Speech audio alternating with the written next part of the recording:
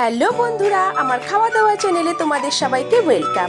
আজ স্যাটারডে, তাই আজকে আছে ভেজ থালি। ভেজ থালির মধ্যে রয়েছে লাউ শাক সেদ্ধ মুগের ডাল দিয়ে, আর এখানে পাঁপড়ের তেল ঝোল বেগুন আলু বড়ি দিয়ে। এই রান্নাগুলো এত অসাধারণ খেতে হয়, আমার পরিবারের সকলেই পছন্দ করে, বিশেষ করে আমার মেয়ে খুবই পছন্দ করে।